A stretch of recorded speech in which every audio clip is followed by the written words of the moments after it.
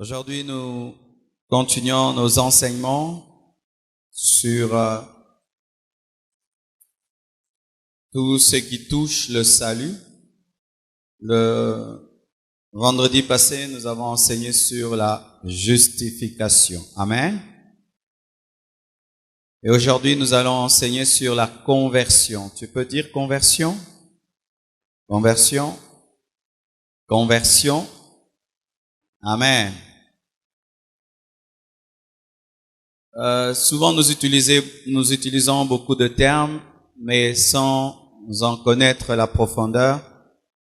Même des termes simples comme repentance, mais quand tu étudies cela, c'est un terme très très profond. Aujourd'hui, que Dieu me fasse grâce de ne pas vibrer. Amen.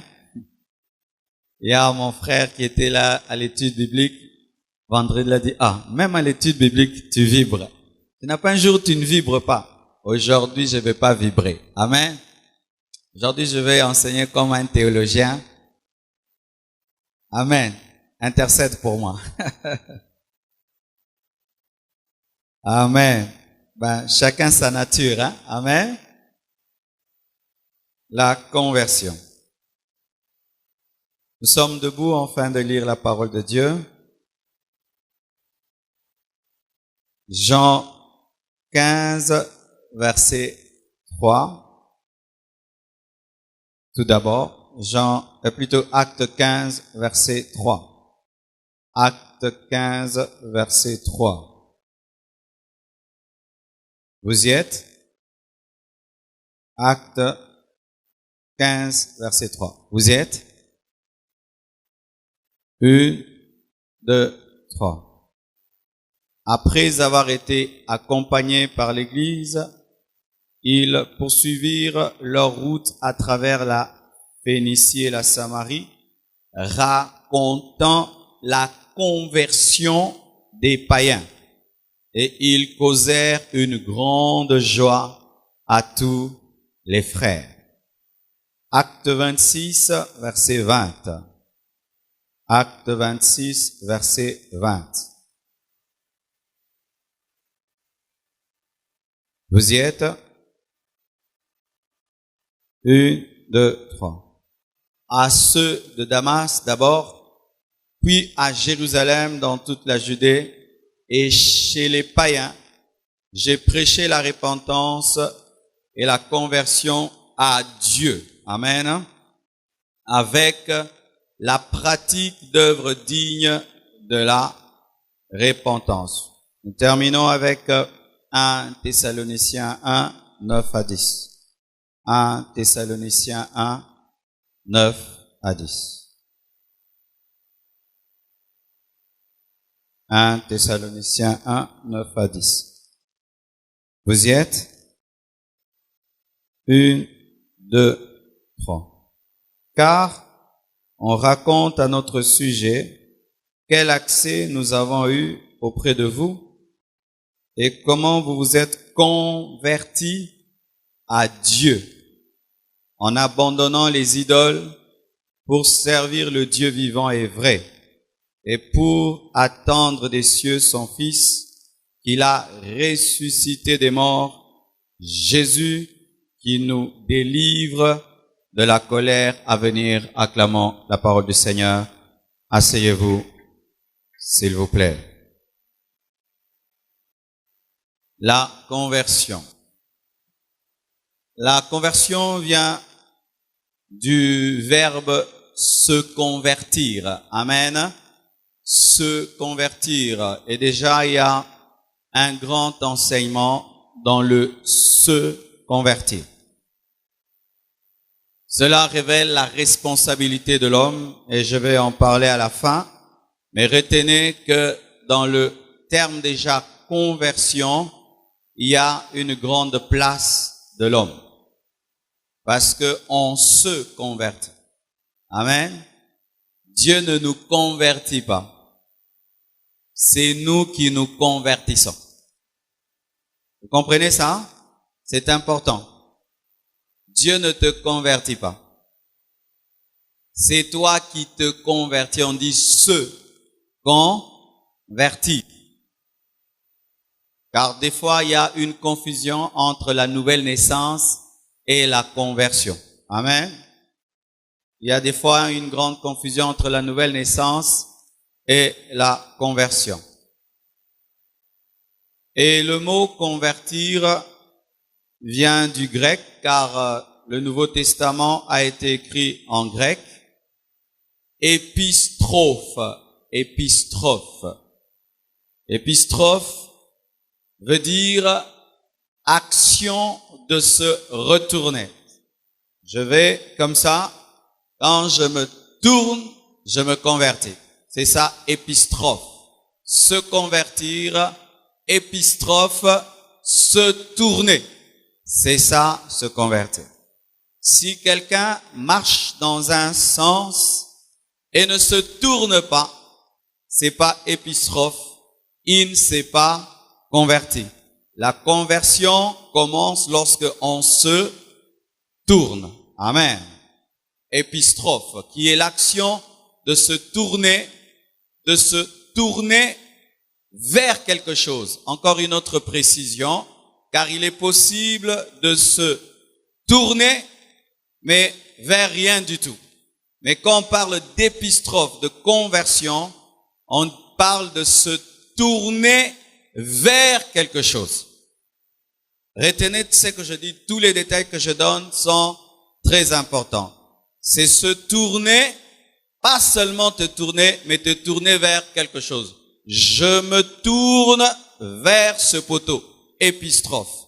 Mais si je me tourne vers rien du tout, ce n'est pas épistrophe. C'est lorsque tu te tournes vers quelque chose que tu t'es converti. Amen. Et il y a un terme que nous utilisons même dans la conversion de l'argent. Pour qu'on parle de convertir une monnaie en une autre, il faut que le franc congolais soit converti en dollars. Mais tu peux pas dire que le franc converti est converti. Il est converti lorsqu'il quitte le franc pour être le dollar. Mais s'il ne quitte pas le franc pour être le dollar ou le euro, il n'y a pas épistrophe. Amen. Hein? Et pareil aussi dans la conversion, on ne se convertit pas en l'air. Amen. Hein? On ne se convertit pas en l'air. C'est pourquoi toutes les décisions qu'on prenait quand on était des païens, où tu dis seulement, je change. Tu ne changeais pas. Pourquoi? Tu voulais te retourner sans suivre quelque chose. Amen. Hein? Alors, on prenait des décisions. Qui prenait des décisions qu'elle était païen? Amen. Hein? Tu dis non, j'arrête.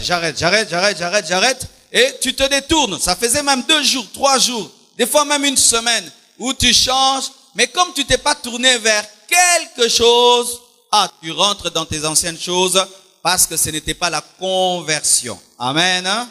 Retenez cela. Cela va t'aider à gagner les âmes. Cela aussi va t'aider à savoir si réellement tu es converti, parce que beaucoup de gens disent qu'ils sont convertis alors qu'ils ne le sont pas. Oui, tu peux croire que tu es converti alors que tu es toujours un païen. Dis païen. Souvent, nous, lorsque nous disons païen, c'est quelqu'un qui n'a pas Jésus. Amen. Mais dans le sens de la Bible, païen, ce n'est pas d'abord celui qui n'a pas Jésus. Païen, c'est l'ensemble de toutes les nations qui ne sont pas Israël. Amen. Lorsque tu n'es pas Israël, tu es païen. Amen. Comme nous là, nous sommes des païens. Mais des païens convertis. C'est Israël qui était la nation de Dieu et toutes les nations étaient des nations païennes parce qu'elles priaient des idoles. Amen. Hein? Et maintenant, il arrive que nous-mêmes, qui sommes des païens, on appelle d'autres Congolais païens. Ce sont les Juifs qui nous appellent païens. Mais nous, on ne peut pas appeler d'autres Congolais des païens parce que nous-mêmes, nous sommes des païens, mais des païens convertis. Alléluia. Ainsi, vous allez voir que lorsque les apôtres parlaient des païens, ce n'était pas toujours dans le sens de pécheurs, mais c'était des hommes qui n'étaient pas Israël. Et lorsque un païen se convertit, c'est un païen, mais converti. Alléluia, les païens convertis. À moins que tu sois juif. Amen. Alléluia. C'est un détail important. Des fois, quand tu liras la Bible, ça pourra un tout petit peu te troubler. Paul dit, il raconte la conversion des païens, c'est-à-dire des autres nations qui ne sont pas Israël. Et la Bible dit, le rapport que Paul donne de la conversion des païens venus de la Phénicie, de la Samarie, a réjoui l'Église. L'Église primitive tirait sa joie des conversions. Est-ce que nous pouvons avoir encore de telles joies? Amen. Hein? La conversion était la source de la joie de l'Église primitive. Pourquoi? Une Église vivante est synchronisée au cœur de Dieu. Et la Bible dit, il y a fête au ciel lorsque un païen se convertit. Et sur la terre, lorsque l'Église est synchronisée au cœur de Dieu, l'Église est dans la joie seulement parce qu'il y a des conversions. Amen. Nous sommes heureux parce que pendant la croisade, il y a eu beaucoup de conversions. C'est une grande joie. Pourquoi? Le ciel se réjouit. Nous aussi, nous nous réjouissons. Amen. Hein? Mon plus grand bonheur dans le ministère, ce sont les conversions. C'est plus que la parcelle. Amen. Ah oui. Si on me dit de choisir entre la parcelle et une seule âme, je choisis une seule âme. Je dis, je choisis une seule âme. Et je te dis, je suis très très sérieux. Entre toi et la parcelle, je te choisis. Alléluia. Parce que tu vaux plus que $1 million, plus que $1 milliard. Oh oui, tu es plus qu'un gratte-ciel. Tu es plus qu'un building. Tu es plus qu'un immeuble. Est-ce que vous le croyez? Alléluia. C'est pourquoi, bien-aimés frères et sœurs, lorsque nous venons à l'église, nous voyons ces gens qui sont dehors, en train de suivre la parole sous le soleil. Ça doit nous donner la joie de voir comment est-ce que les gens sont en train de se convertir et d'aimer Dieu. La même personne qui pouvait être dans une boîte de nuit, attendant son tour pour danser, elle est dehors en train d'écouter la parole de Dieu. Cela réjouit le cœur de Dieu et cela doit réjouir le cœur de l'église. L'église primitive se réjouissait des rapports de conversion. Aujourd'hui, tu reviens d'un voyage missionnaire, tu dis, oh, j'étais en Belgique, j'ai prêché la parole, il y a eu 200 Belges qui se sont convertis. Amen. Mais si tu dis, j'étais à Bruxelles, j'ai prêché et je vous dis, un mort est ressuscité. Alléluia. Bien aimé. Entre un mort qui ressuscite, un païen qui se convertit, qu'est-ce qui est le plus grand miracle? C'est lorsqu'un païen se convertit, parce que ça c'est une résurrection spirituelle qui ne va jamais être enlevée. Mais un homme qui ressuscite physiquement peut mourir physiquement, car Lazare est mort après être ressuscité. Mais un homme qui est né de nouveau immédiatement, totalement. C'est pourquoi, bien aimé, des fois nous manquons la joie dans le ministère, parce que nous n'avons pas la bonne hiérarchie des miracles. Le plus grand miracle, c'est ton salut. Vous êtes des miracles. Vous êtes des miracles. Vous êtes des miracles. La preuve, l'université a échoué de te changer. Ton père a échoué de te changer. La politique a échoué de te changer. Les fouets ont échoué de te changer. Les punitions ont échoué de te changer. Tous les problèmes ont échoué de te changer. Mais un jour, tu as rencontré Jésus-Christ de Nazareth. Tu as abandonné. Vous êtes des miracles. Oh, qui croit qu'il est un miracle? Moi, je suis un miracle. Oh, changenga. Oh, bananeni no kokandenge. Tu es un miracle, mais tu es en train de chercher un miracle et que tu ne crois pas au miracle, alors que toi-même tu es le plus grand miracle. Lorsque, bien aimé, tu commences à douter au miracle, regarde-toi, tu es un miracle. Et une fois que tu te regardes, tu peux croire au miracle, car si Dieu peut faire le grand miracle, il peut faire les petits miracles.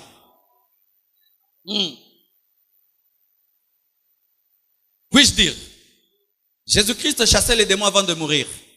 Donc il n'avait pas besoin de mourir pour chasser les démons. Jésus-Christ guérissait les malades avant de mourir. Il n'avait pas besoin de mourir pour guérir les malades. Mais pour te sauver, il devait mourir. Ah, vous ne comprenez pas ce que je dis. Jésus-Christ chassait les démons avant la croix. Il guérissait les malades avant la croix. Mais pour que toi tu puisses entrer au ciel, il devait mourir. Pourquoi? Tu étais le miracle le plus compliqué. Maintenant que toi tu es né de nouveau, comment est-ce que tu doutes de la guérison et de chasser les démons alors que tu es la plus grande manifestation de la puissance de Dieu? il fallait qu'il meure à ta place pour que toi tu sois sauvé. Mais pour guérir et chasser les démons, il a fait avant la croix. Même les apôtres chassaient les démons avant l'œuvre de la croix. Mais c'est écrit dans la parole, non? Il les a pris des années, il leur a donné le pouvoir d'aller chasser les démons avant même qu'ils disent tout est accompli.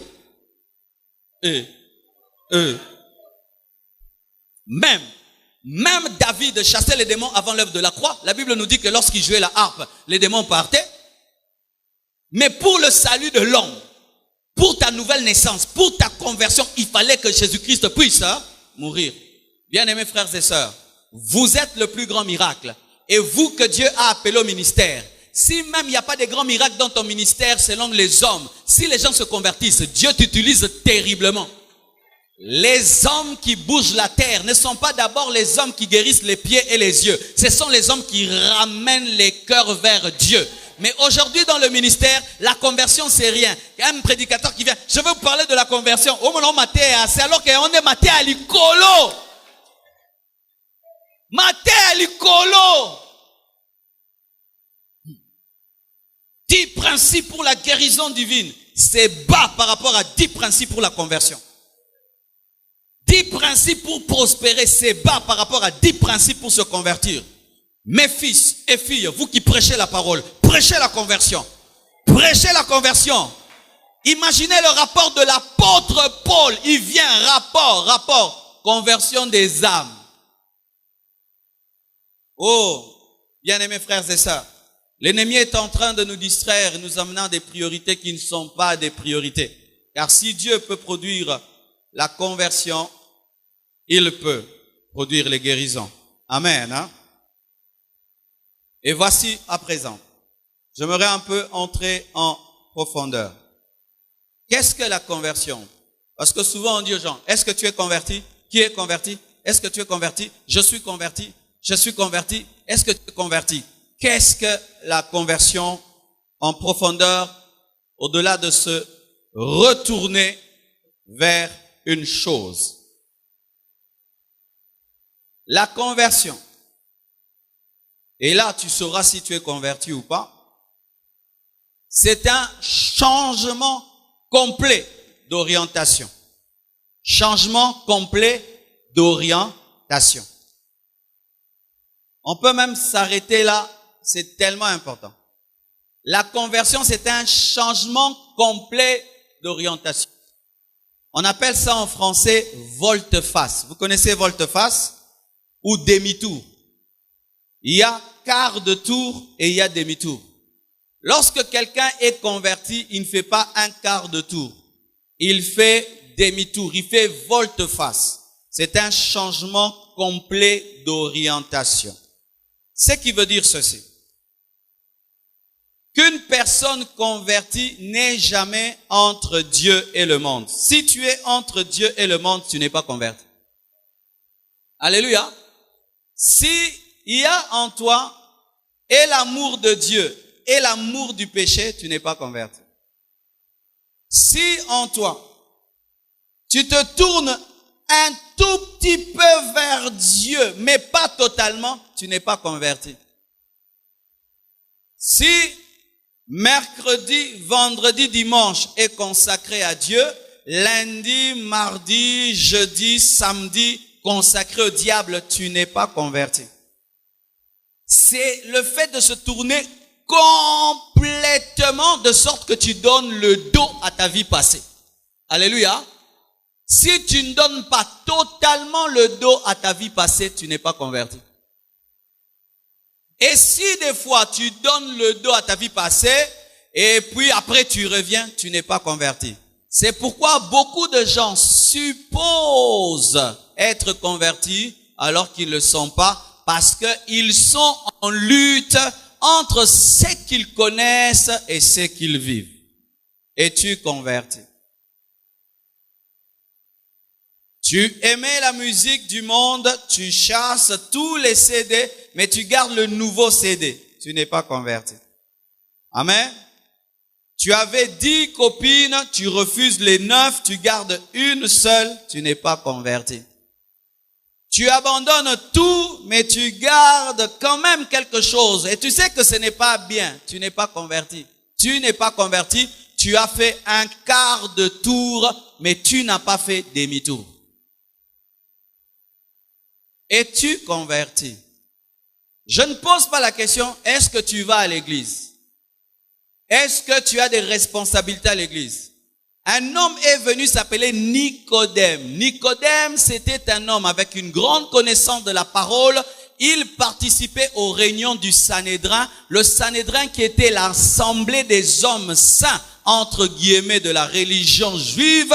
Mais cet homme qui participait aux assemblées de la religion juive, Jésus lui a dit, tu ne peux entrer dans le royaume de Dieu sans naître de nouveau. C'était quoi? C'était un inconverti élevé. Nicodème était un inconverti élevé qui allait à l'église, entre guillemets, qui allait à la synagogue, qui connaissait des choses sur Dieu, mais qui n'était pas converti. Est-ce que tu es converti? Je refuse, mes frères, de remplir cet endroit de culte le dimanche. On dit que l'église est grande, mais que parmi les 4000 personnes, qu'il n'y ait que 10 convertis. Car il est possible d'avoir une grande assemblée numériquement, mais parmi eux, il n'y a que 10 personnes qui sont réellement converties. Êtes-vous convertis? C'est se tourner totalement. Totalement. Tu ne fais pas un quart de tour, mais un demi-tour. Totalement. Tu changes d'orientation. C'est-à-dire, avant, dans ta vie, c'est toi qui commandais. Avant, dans ta vie, c'est toi qui dirigeais. Avant, dans ta vie, c'est le moi qui commandait. Tu vivais pour la gloire, tu vivrais pour l'argent, pour les femmes, tu vivais pour la célébrité, tu vivais pour des choses. Mais quand tu t'es converti, ton orientation change. C'est comme si tu étais dans la philosophie, maintenant tu entres en mathématiques. Et le professeur change, la salle de classe change, tout change. Alléluia, n'est-ce pas?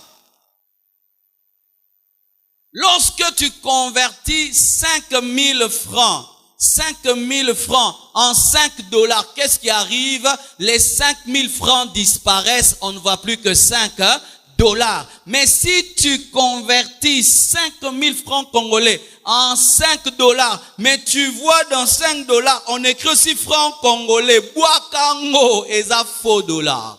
Et il y a aussi des faux dollars, c'est-à-dire des faux convertis. Pourquoi? Parce que malgré qu'ils disent être convertis, on continue à voir en eux leur ancienne vie. Ce sont des faux convertis.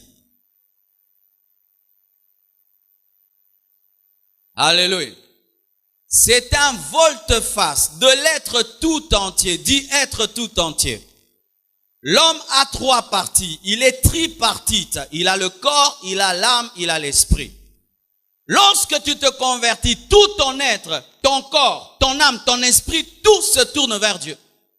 Si tu es sorcier, tu n'allais pas à l'église, maintenant physiquement tu viens à l'église, mais pendant le culte, toi tu t'envoles, tu n'es pas converti. Pourquoi? Ton esprit n'est pas tourné vers Dieu.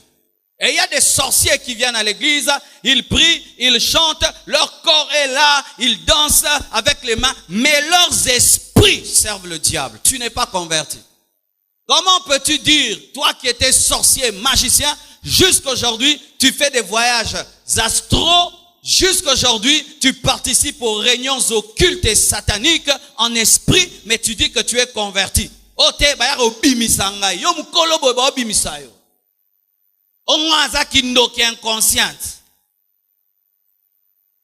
Oui, je vous parle parce que dans les églises, il y a des sorciers aussi. Sorcier. Lorsque tu viens à Jésus, tu ne dois pas seulement amener ton corps, tu dois aussi amener ton esprit. Ton esprit ne peut pas être là en train de servir le diable, mais ton corps est en train de battre les mains à l'église. Tu n'es pas converti. Et d'autres, ils servent Dieu avec leur esprit, avec leurs âmes, mais leur corps se retrouve encore dans le péché.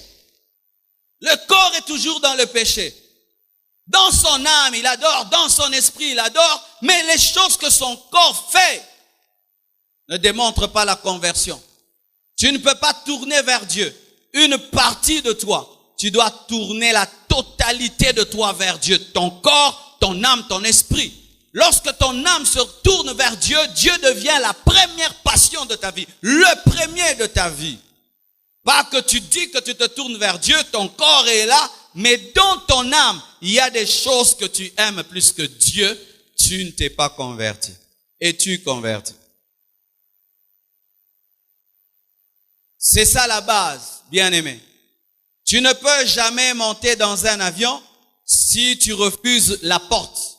Tu ne peux jamais monter dans un avion si tu refuses l'escalier qui mène dans cet avion. Et il y a des gens qui aiment entrer dans le christianisme, mais ils refusent la porte qui conduit au christianisme. Ils veulent les bénédictions de Jésus, l'onction de Jésus, les prédications de Jésus, mais la porte, ils la refusent. Bien-aimés frères et sœurs,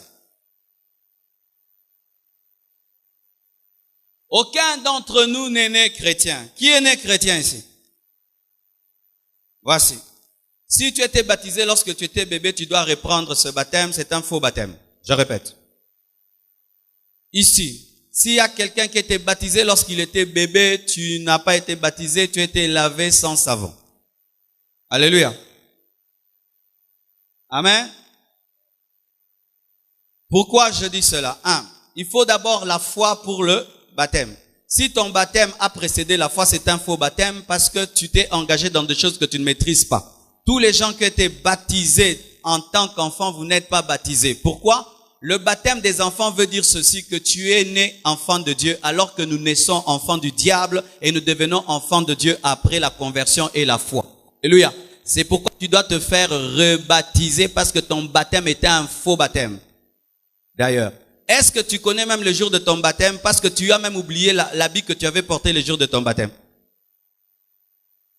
Alléluia. Tes parents ont décidé de te faire baptiser sans que tu puisses le vouloir. Mais aujourd'hui que tu as grandi, tu es en train de défendre un baptême que tu n'as même pas accepté. Ça n'a pas de sens. Et la Bible dit que le baptême, c'est l'engagement d'une bonne conscience envers Dieu. Est-ce qu'un bébé a une conscience pour s'engager? Tous ceux qui ont été baptisés bébés, vous n'êtes pas des baptisés. J'annule votre baptême avec la Bible. Vous n'êtes pas des baptisés. Vous devez vous faire rebaptiser. Quel que soit l'amour que tu as pour une telle et telle église, la religion de la famille, il n'y a pas de religion de famille. Il n'y a que la religion de la révélation. Alléluia. Et tout homme naît pécheur. Alors lorsque nous naissons pécheurs, qu'est-ce que ça fait? Pendant des années, tu as vécu une vie du mal. Et je vous assure, le mal est tellement ancré dans l'homme qu'il n'y a même pas l'école du péché parce que l'homme est une machine du péché. Est-ce qu'il y a une école de mensonges? Mais tu vas voir comment est-ce que les enfants déjà savent mentir. Qui leur montre? Même les enfants du pasteur. On peut dire que moi, je suis pasteur dans pagan. Il faut y envoyer sur le col à mon conzipé, mon bikis. Quand il s'habille bien, lui-même il sait qu'il s'habille bien. Un enfant, au moins comment? Qui leur a appris que ce qu'on l'a dit makasi baba kaka? Nous autres, musuni, l'isumu na katinae. Alléluia. Tu lui prends un bonbon, tu donnes à un enfant, tu reviens, tu dis donne-moi. Abimelio, nana lakise kozanga okaba. Tu dis à un enfant, ne dis pas. Arobi misarara, nana laksi bango indiscrétion. Et ce péché commence très tôt. Ce qui fait que même si tu t'es converti à l'âge de 12 ans, tu as subi les ravages du péché. Parce que le péché a opéré dans ta vie pendant 12 ans. Et quand tu te convertis à 30 ans, à 40 ans, donc penza au saleli lisum.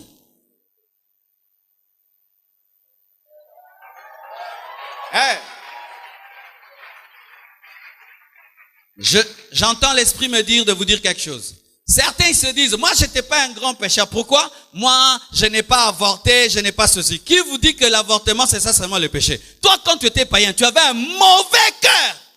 Motema mabe pe yebana na quartier koza motema mabe.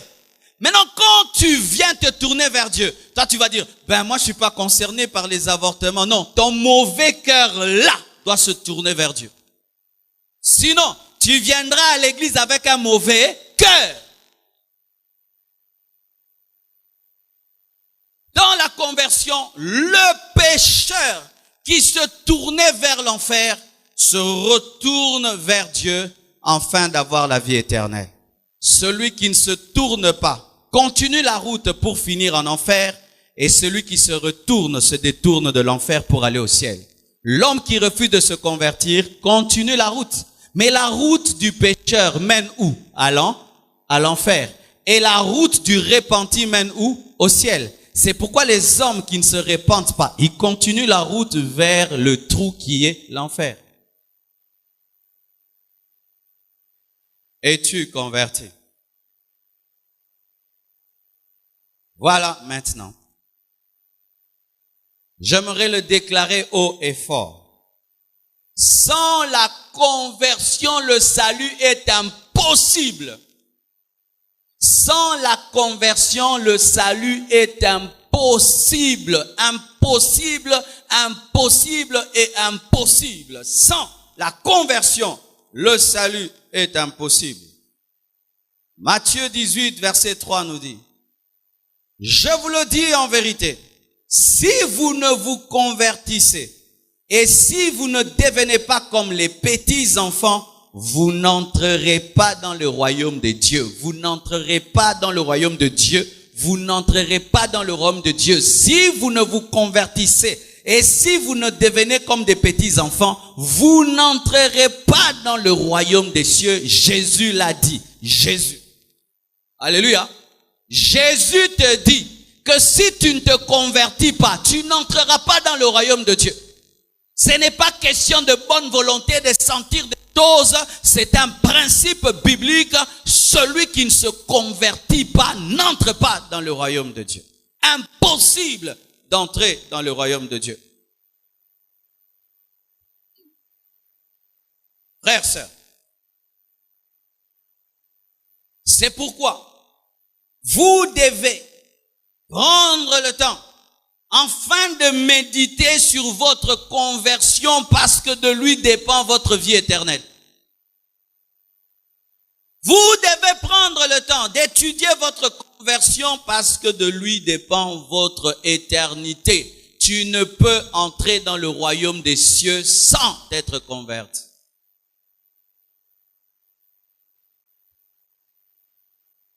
Alléluia.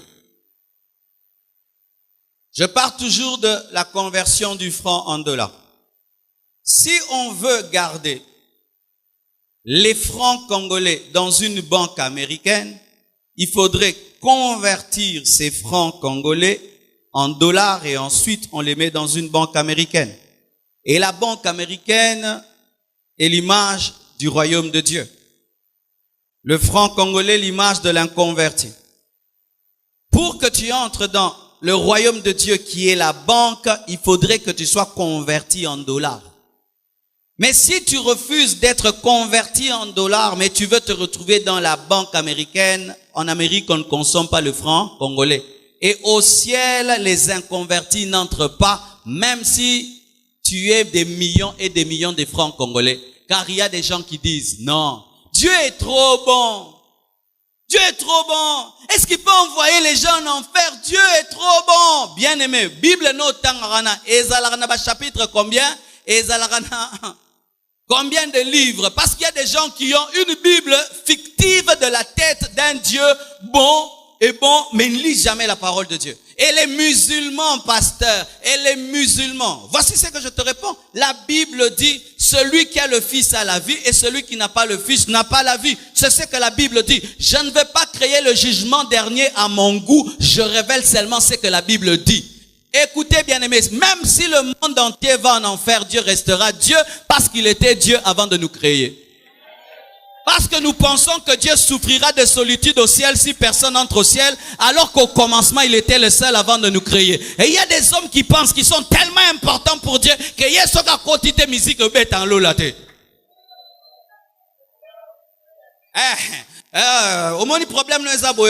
Nenge tango kenara ba fête ta famille na binote soko kete batutu bazobenga boni oyete po binaka tellement bien ko bongsaka fête komo kanisa ke soki po kotilo la te fête ya lole ko raté bisonyo so to benga yo obima lifelo okota lola. Bien-aimés frères et sœurs, j'aimerais te dire que Dieu n'est pas ton grand-père, il n'est pas ton grand-père. Le ciel va continuer à être le ciel même si toi tu n'entres pas.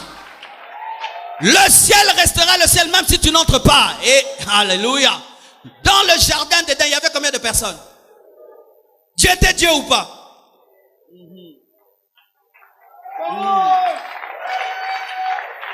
Est-ce que tu avais senti que Dieu était mal à l'aise qu'il n'y ait qu'Adam et Ève?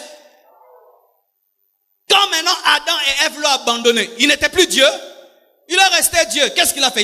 Il les a d'ailleurs chassés, il a fermé. Tikala et Moro, Akufa. Et bon, Akufa le lopoyo kotite.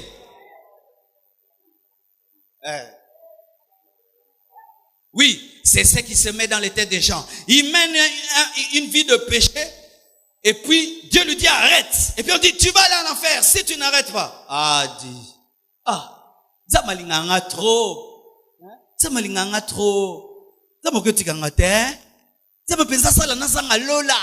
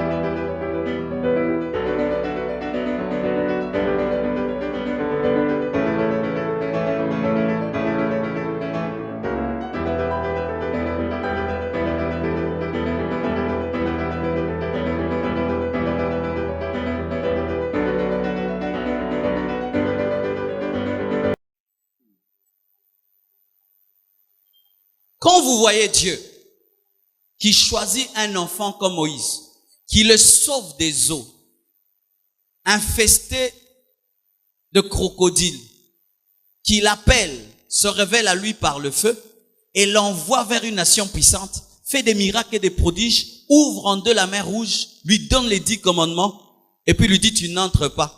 Pour dire quoi? Dieu n'a pas de chouchou, Dieu n'a pas de chéri. Si tu ne vis pas selon la parole de Dieu te frappera. Si tu ne marches pas selon la parole de Dieu te frappera. Bien-aimés, détrompez-vous sérieusement, croyant que vous pouvez entrer au ciel au-delà de la porte qui est Jésus. Alléluia. Voilà à présent. J'aimerais un peu nous expliquer le processus de la conversion, de la repentance, de la nouvelle naissance, parce que lorsque vous lisez la parole de Dieu, vous allez voir que conversion, repentance, nouvelle naissance sont souvent mélangées, mais souvent, il y a certaines différences. Voici. La conversion, c'est la part de l'homme. La nouvelle naissance, c'est la part de Dieu. Amen. Dieu te dit de te convertir. Dieu ne te dit pas de te faire naître toi-même de nouveau. Non. L'homme se convertit. Mais Dieu fait le miracle de la nouvelle naissance par la parole et par le Saint-Esprit. Mais comme la nouvelle naissance vient après la conversion, l'homme doit manifester sa volonté pour que la nouvelle naissance ait lieu, même si c'est un miracle que Dieu produit. Vous comprenez ce que je dis? Voici comment les choses se passent. On prêche la parole. Amen.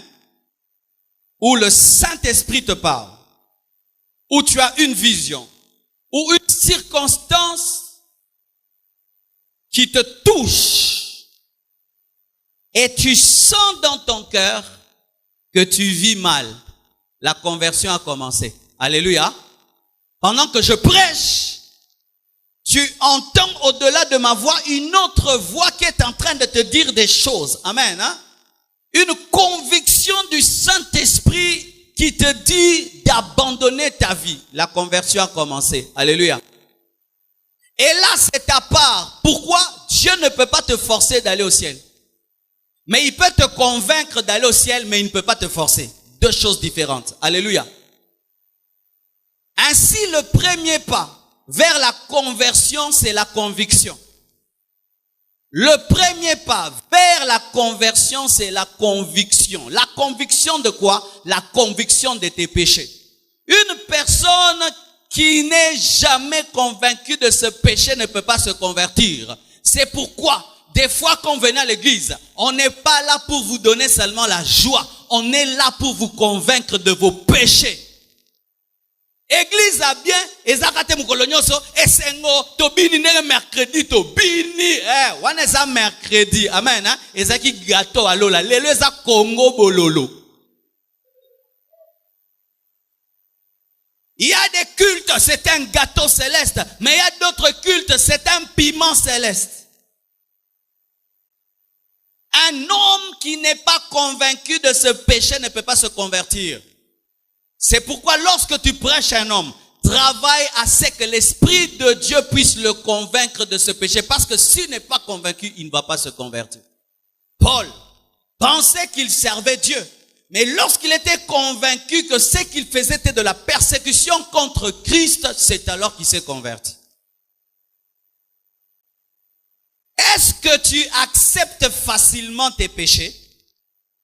Est-ce que tu reconnais facilement tes péchés?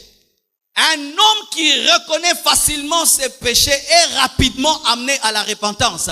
Mais celui qui résiste et qui donne toujours des arguments pour continuer à pécher se convertit difficilement. Lorsque vous allez munoko kaka, munoko kaka, munoko. C'est ce qui t'empêche de te convertir parce que tu as toujours des arguments pour continuer à pécher. Les hommes qui se convertissent facilement, ce sont les personnes qui n'ont pas d'argument face à la parole de Dieu. La parole te convainc, tu dis Seigneur, je reconnais. C'est pourquoi la deuxième étape pour la conversion, c'est la confession. La conviction doit produire la confession. Qu'est-ce que confesser? C'est reconnaître devant Dieu que tu as péché. C'est reconnaître devant Dieu que tu as péché. Si tu veux amener un homme à la conversion, tu dois le convaincre par la parole et par le Saint-Esprit qu'il est pécheur et tu dois l'amener à confesser qu'il est pécheur. Car Dieu ne peut sauver qu'un homme qui reconnaît qu'il est perdu. Alléluia. Et quand nous parlons de la confession, ce n'est pas que tu parles de la confession du péché des autres, mais de ton péché à toi. Car beaucoup confessent mal, confessant les péchés en général. Zambe, limisabiso batomasumu. Est-ce que to sumu kakina yo? Papa, to sumu ki penza na Congo. Reconnais clairement ce que tu as fait. Reconnais clairement ce que tu es. Car Dieu, lorsqu'il te convainc de péché, il ne te convainc pas de péché de manière générale, mais de manière précise. Et ta confession doit être précise. Un homme qui confesse en désordre se convertit en désordre. Mais lorsque tu sais pourquoi tu t'es converti, ainsi tu te gardes après la conversion de ce qui t'amène à te convertir. Est-ce que vous comprenez non, le bas? Si je sais que je me suis converti parce que j'avais une vie d'impudicité, lorsque je suis en Christ, je veille à ne pas rentrer dans l'impudicité. Mais si je me convertis. Tu as abandonné quoi? Abandonné quoi? Abandonné. Otiki nini? Natiki yango. Nini yango? Yango. Okomi bate la siko na nini? Na yango kaka.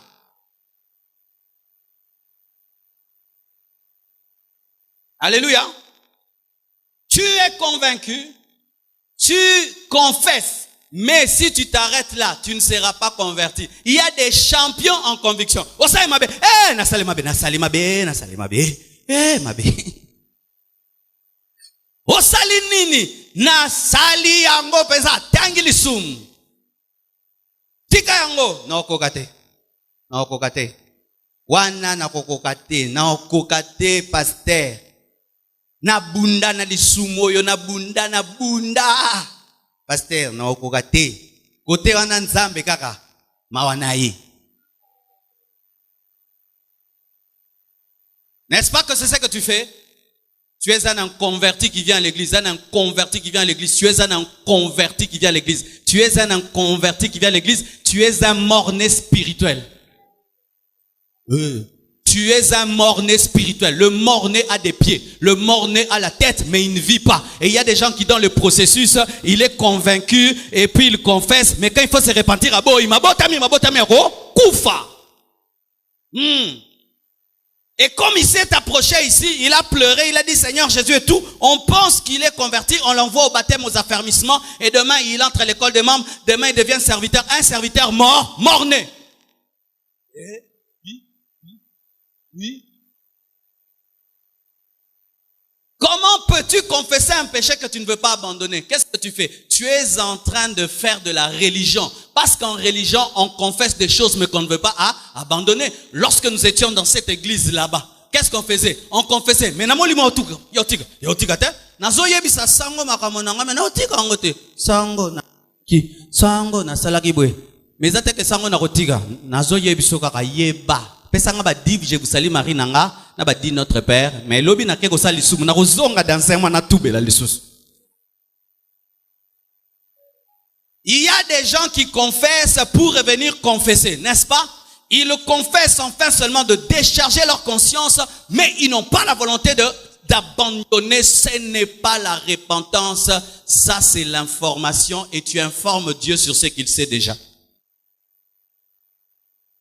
Bien aimé. Lorsque Akan est venu dire à Dieu qu'il a péché, Dieu ne le savait pas. Si tu confesses seulement, tu n'abandonnes pas. Tu n'as rien fait d'extraordinaire parce que Dieu le savait. Ça devient extraordinaire lorsque tu prends une décision. Ah, j'entends maintenant quelqu'un qui me dit, mais comment moi, Dieu ne m'a même pas encore transformé. Azoyeb sangana tika biloko. Nzamba lobi to tika biloko. Nzamba lobi oyina biloko. Angoza décision tika pa tiki sao. Vous comprenez bien te? Voici. Je suis un singe. Je mets ma main dans une bouteille pour attraper une cacahuète. Amen. Maintenant, quelqu'un veut me tuer et la bouteille me colle à la main et je ne peux pas m'en aller. On me dit, lâche l'arachide et tu pourras sortir ta main. Mais moi, qu'est-ce que je veux? Je veux et la liberté et l'arachide. Maintenant, je crie. On me dit, lâche l'arachide et tu feras sortir ta main. Et les gens qui confessent, ils disent à Dieu, je suis coincé dans la bouteille, Seigneur, coincé. Et maintenant, Dieu lui dit, mon fils, tu veux que je te libère? Lâche seulement l'arachide. Moi, maintenant, je vais faire sortir ta main. On dit non, Seigneur, fais un miracle, que ma main sorte avec l'arachide. C'est ce que nous faisons. Seigneur, pardonne mes péchés, mais dans ton cœur, tu aimes ces péchés-là. Tu aimes ça. Mais tu dis, Seigneur, change-moi, hein. Change-moi. Nzambe changer nga mtema. Ça changer nga makasi. Ça changer nga makasi. Na otika chéri oyo. Nzambe bongola nga me makasi te malembe ça.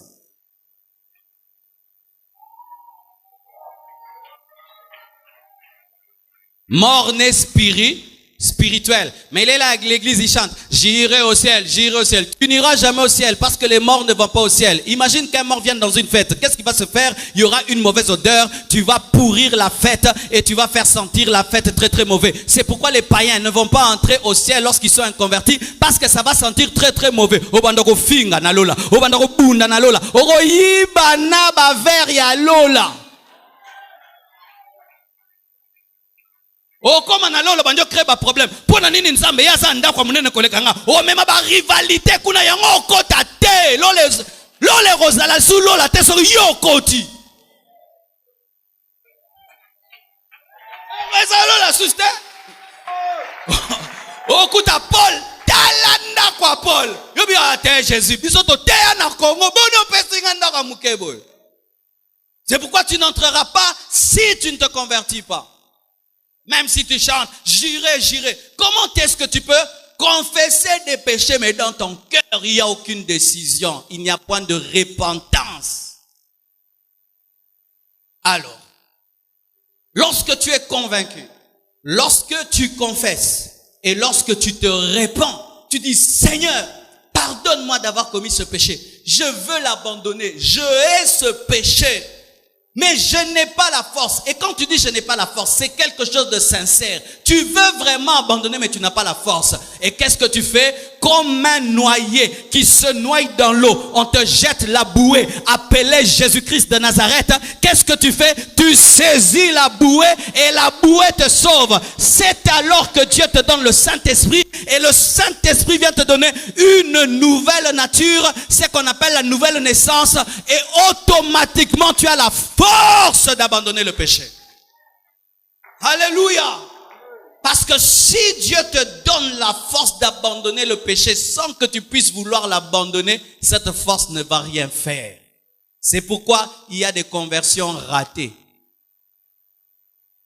100 personnes viennent ici, mais il n'y a que 30 personnes qui sont nées de nouveau, parce que parmi d'autres n'étaient pas convaincus, d'autres n'ont pas confessé, et d'autres ne se sont pas repentis. Mais ceux qui sont allés jusqu'au bout, après la repentance, ont eu la foi en Jésus.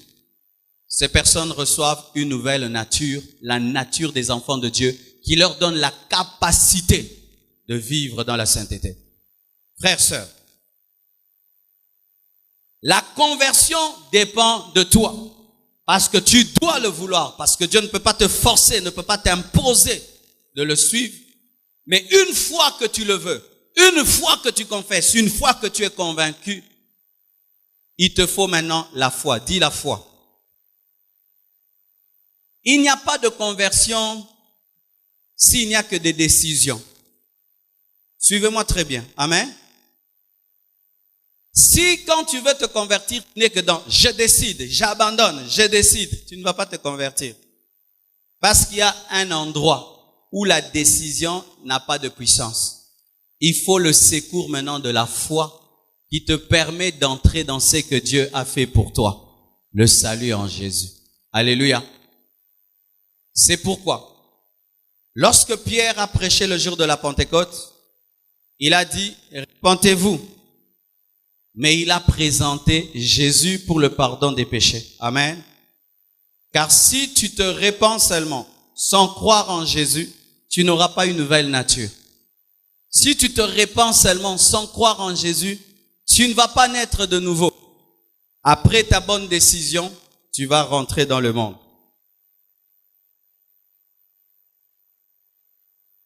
10 fois.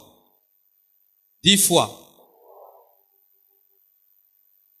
Qui croit que le fait d'inviter Christ dans sa vie peut transformer? Vous le croyez? Alors, est-ce que vous croyez que si vous amenez un homme à inviter Christ dans sa vie, ça va le transformer? Mais pourquoi alors vous ne faites pas recevoir aux gens Jésus? C'est parce qu'on a une maladie dans l'église. Nous pensons tellement qu'il faut que les hommes décident et décident et décident pour changer. Alors que les décisions et les convictions ne sont que les préalables. Ce qui sauve vraiment, c'est la foi qui te donne le Saint-Esprit et qui te donne la nature de Dieu. Amen. Lorsque une personne est convaincue, confesse, se répand et croit, alors elle naît de nouveau, elle est sauvée. Quiconque est passé à cette étape, tu es sauvé. Et si tu es là, acclame le Seigneur. Oh, est-ce que tu es là?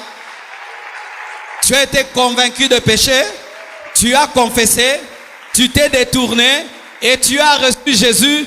Qu'est-ce qui s'est passé en toi? Tu as commencé à faire des choses que tu ne pouvais pas faire. Ce qui te liait ne te lie plus. Toi-même tu es étonné. Ce n'est plus toi qui vis, c'est Christ qui vit en toi. Maintenant tu n'es plus le franc congolais, tu es devenu le dollar. Et tu peux habiter dans une banque américaine parce que tu es une nouvelle personne. Ainsi les péchés qui te dominaient ne te dominent plus. Pourquoi? Tu as la nature de Jésus. Un miracle. Voici. Est-ce qu'un chrétien, après avoir connu tout cela, peut perdre son salut? Oui? Non? Oui? Non? Qui est pour oui? Qui est pour non? L'église est divisée.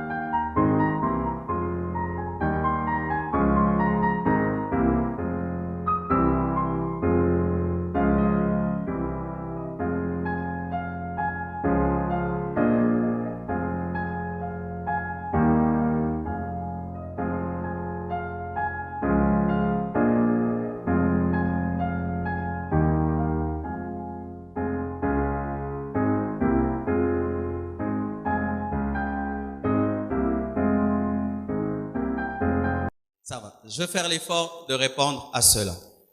Est-ce qu'un chrétien peut perdre son salut?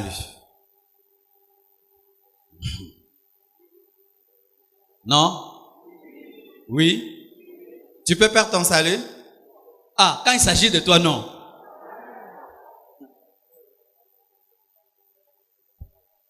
Ou bien je vais enseigner ça vendredi prochain. Comme ça, tu es obligé de revenir. Ça va, je réponds.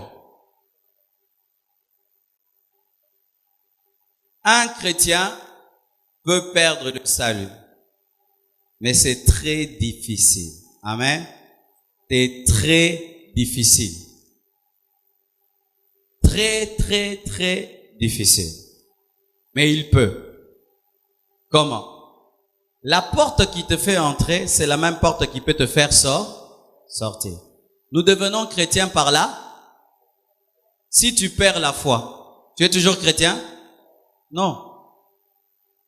Si un jour, toi qui es là, tu dis que moi je ne crois plus en Jésus, moi maintenant je deviens kimbanguiste, tu iras au ciel?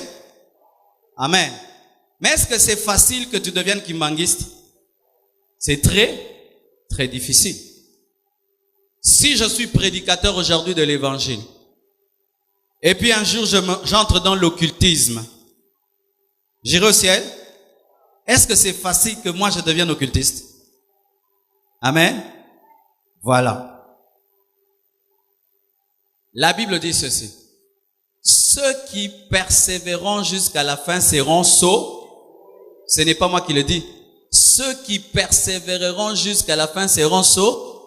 C'est-à-dire que si en cours de route, tu abandonnes la foi et la marche dans la sainteté, tu perds ton salut. Parce que le salut en toi te pousse vers Dieu, mais ce n'est pas un salut qui te pousse au laxisme. Amen.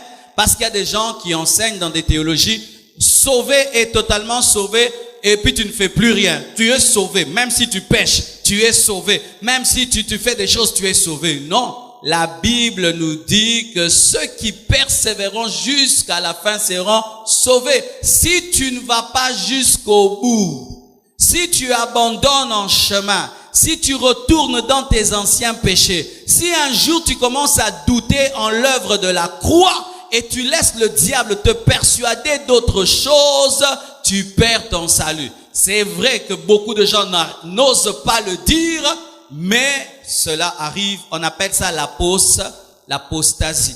L'apostasie, c'est lorsque tu renies ta foi. Tu rencontres un jour quelqu'un qui est dans un message satanique, il te convainc et puis tu quittes le chemin, tu perds le salut. C'est pourquoi Paul dit aux Galates, vous qui couriez bien, qui vous a empêché de courir? Amen. Cette influence ne vient pas de celui qui vous appelle. Les Galates ont été sauvés par la foi, mais on est venu les enseigner le salut par la loi.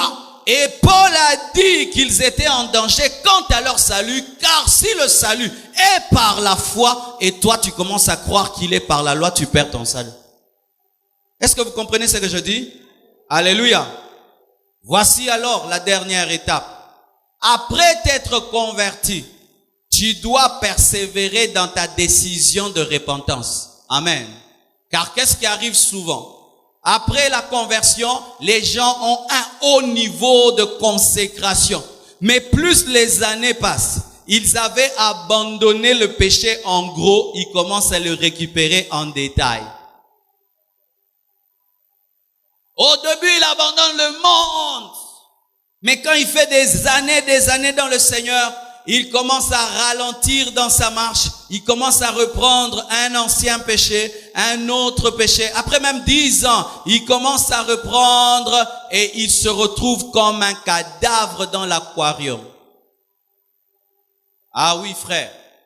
Abandonner Dieu, ce n'est pas seulement ne plus venir à l'église. Car il y a des gens qui pensent qu'abandonner Dieu, ce n'est pas venir à l'église. Il y a des gens qui abandonnent Dieu, mais qui restent à l'église. Comme les pharisiens, qui étaient dans les choses de Dieu, mais qui empêchaient les gens d'y entrer, car ils étaient à côté, mais empêchant les gens de voir. Tu peux abandonner Dieu, mais tu es à l'église. Tu peux te détourner de ta première conversion, mais tu restes à l'église parce que tu es dans des habitudes spirituelles. Tu es dans des habitudes de foi. Tu es maintenant dans l'habitude. Tu viens à l'église, tu as des responsabilités, tu chantes à la chorale, tu es dans ceci. Mais au-dedans de toi, voici ce qu'il faut faire. S'il t'arrive, après t'être converti, de sentir que tu es rentré dans ta vie ancienne tout en étant à l'église, il faut quitter les responsabilités qui risquent de te tromper que tout va bien, car ce qui est important dans l'église, ce n'est pas de faire des choses pour Dieu, c'est d'être en Dieu. Et moi, j'étais intercesseur dans notre église. Et une fois on est venu, on a prêché, je me suis retrouvé dans les choses qu'on m'a enseigné. Le pasteur ne le savait pas. Il m'invite à prier, chasser les démons. Je lui ai dit, je ne peux pas le faire parce que je suis concerné par le message. J'ai pris le temps de me mettre en ordre avec Dieu avant de continuer. Car souvent, les gens qui servent Dieu à l'église pensent que leur service pour Dieu est plus important que leur intimité, alors que c'est par l'intimité qu'on est enlevé, ce n'est pas par le service. Le service amène la récompense, c'est l'intimité qui amène l'enlèvement. Le service amène la récompense, mais c'est l'intimité qui amène l'enlèvement. Et il est impossible que ton service soit récompensé s'il n'est pas en contact avec l'intimité qui puisse te faire enlever. Alléluia. Parce qu'il est possible que tu puisses, après des années, nier ta conversion. Non pas seulement dans le sens de nier Jésus, mais nier tes premières profondes décisions. Voilà. D'ailleurs, je termine ici. Tu vas remarquer que la circoncision dans la Bible est faite le quantième jour? Le 8e jour. Vous savez pourquoi? La circoncision est faite le 8e jour parce que au 8e jour, biologiquement et médicalement, c'est un jour où le corps de l'enfant sécrète beaucoup de vitamine K. Et la vitamine K, c'est une vitamine qui favorise la cicatrisation. C'est pourquoi Dieu, le médecin des médecins, a voulu que ça se passe ce jour-là pour qu'il y ait une cicatrisation rapide. Est-ce qu'on peut acclamer l'intelligent Dieu? Maintenant, la circoncision d'un enfant se passe très très facilement parce que sa peau n'est pas solide et le 8e jour, il y a plus de vitamine K qui permettent la cicatrisation. Mais si on tarde, ça complique et ça fait plus mal. C'est pourquoi lorsque vous êtes converti, le Seigneur a opéré rapidement le 8e jour en créant une circoncision de cœur qui vous amène à abandonner rapidement des péchés auxquels vous étiez attachés dans le monde. Ce qui fait que tu vas remarquer que c'est lorsque tu es venu à Jésus que tu as abandonné beaucoup de péchés. Dans les premiers mois là, amen, hein? Tu as abandonné beaucoup de choses. Il y avait beaucoup de décisions. Amen, hein? Nous, on a pris des CD, on a cassé des CD, on a brûlé des posters, on a appelé les copines au boye na balabala. Amen. Et bandelu on a pour circoncision il y a 8e jour. Amen. Maintenant, qu'est-ce qui arrive? Lorsque tu viens à Dieu, tu as des grandes décisions. Tu dis, moi, j'irai plus dans les fêtes du monde. Moi, d'ailleurs, une femme aime toucher seulement comme ça. Je ne toucherai plus, des décisions. Mais quand tu grandis dans le Seigneur, oh ma non qui peut aussi m'bailler. Saint-Esprit azakati nango. Nzamba le bilanga na litui. Et bon, soki na sele ngonde kombo nange longwe na buko na bomoyi. Omonisko okomi na connaissance ebele, mais connaissance wana ezopesa su bomoyi te bandio peso kufa. Que feras-tu? Tu dois t'arrêter, aller te retirer devant Dieu, afin que Dieu te redonne le premier cœur que tu avais, car c'est celui-là le bon cœur. C'est pourquoi moi j'aime beaucoup les nouveaux convertis. Les nouveaux convertis sont comme les bébés. Est-ce que il y a un bébé? Oui, poanine. Autioya na mokile. Autioya. Loba autioya. Alléluia. Même un serpent n'arrive pas à mordre un enfant parce qu'il dégage l'innocence. Quand tu le regardes, ato osili kongo bamba eka nenga otalogara otigi. Mais abando kola. Muni mise kumi boy. Boso bete na bata. Nazaka mwana nene bande. Alléluia. Pareil aussi. Un nouveau converti vient fraîchement d'entrer dans les choses de Dieu. Asana makambo église te. Amen, hein? Makambo église te, o azwa poste, o aleka mutu. Ya yeka na église. Étude biblique. Ya asana makambo mapambolite. Na étude biblique. Motema malamu yangwana ko perdre yangote. Et les hommes les plus spirituels dans l'église, ce sont ceux qui gardent le cœur de bébé malgré qu'ils grandissent. C'est pourquoi Jésus dit ceci: si vous ne vous convertissez pas et vous ne devenez pas comme des enfants, c'est-à-dire que la plus grande dimension dans les choses de Dieu, c'est être comme un enfant.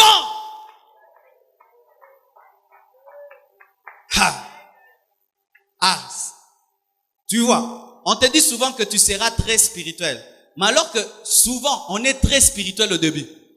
Au début, on voit des gens, ils viennent, pasteur, atikelo grave. Mais 5 ans, comme moi, après 10 ans, on doit raisonner. Gardez le cœur premier que vous aviez au début. Parce que là, trop de choses se sont passées parce que il était possible de vous circoncire facilement. Que Dieu vous bénisse abondamment.